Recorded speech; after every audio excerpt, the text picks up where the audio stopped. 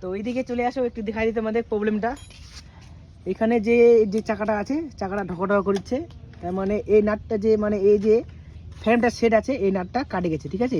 এই কাটার ফলে মানে এই ফ্রেমটা ঢকঢক করে, এই কারণে এই নাটটা পেচ কাটে গেছে। তো অবশ্যই এই নাটটা চেঞ্জ করে নেব।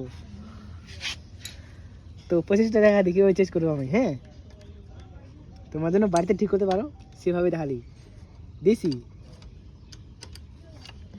দিয়ে ভাগ নাটটা খুলে নেবো, দিয়ে খোলা কমপ্লিট হয়ে গেছে, ঠিক আছে। তো যত তাড়াতাড়ি এটা ভাঙে দেবো, ভাগে বলতে আর কি ওষা করে নেবো। তো এইদিকে এই নাট, এই নাটটার দাম মাত্র আর কি, নতুন নাট মাত্র 10 টাকা। তো তোমাদের যদি কত দাম অবশ্যই বলবেন, যারা যারা কি ভিডিও দেখছেন। এদিকে ভালো করে সেটিং করে নেবো, ওদিক দিয়ে ফিসে ঢুকাবো। হ্যাঁ, না না, এটা তো উল্টা দিকে লাগা ছিল, যেহেতু আমরা এইদিকে ঢুকাবো, সেটিংটা এদিক থেকে হয়, উল্টা দিকে লাগাইছিল প্রথম। তো যাই হোক, আমরা সে ভালো করে লাগাবো।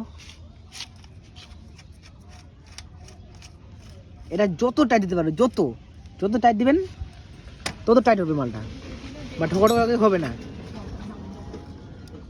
প্রথমে এই রেসটা ঢুকাই নেবো, তারপর সাইজটা দিয়ে টাইট দেবো।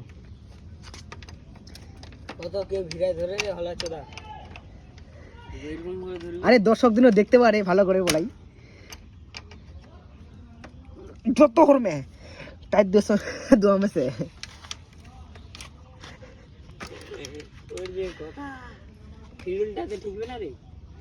না, ফিল্ডটা ঠিকলে ওটা আলাদা ব্যবস্থা হবে।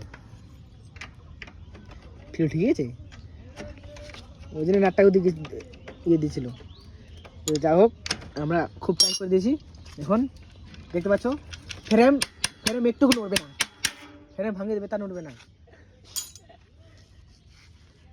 তাহলে অবশ্যই এখন আমরা যে ঢোক আছে, ঢোকটা ছাড়বো হালকা পাতলা করে।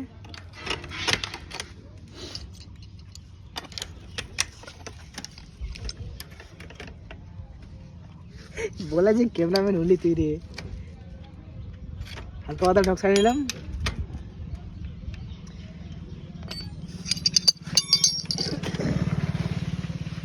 আশা করি ভিডিও। তো এইদিকে আমি কাট কিনে বলছিলাম, কারণ এটা আর কি একটু দেরি হলো কাজটা করতে। মানে চাকাটা খুলে ওয়াশার লাগা দিলাম, যেহেতু কি ওই নাটটা লাগানোর সময় নাটটা আর কি বার হয়ে যাচ্ছিলো, ওই জন্য ওয়াশার লাগা দিলাম। ওয়াশার লাগানোর সময় ফিটিং হচ্ছে, দেখতে পাচ্ছ চাকাটা খুব সুন্দর ঘুরছে।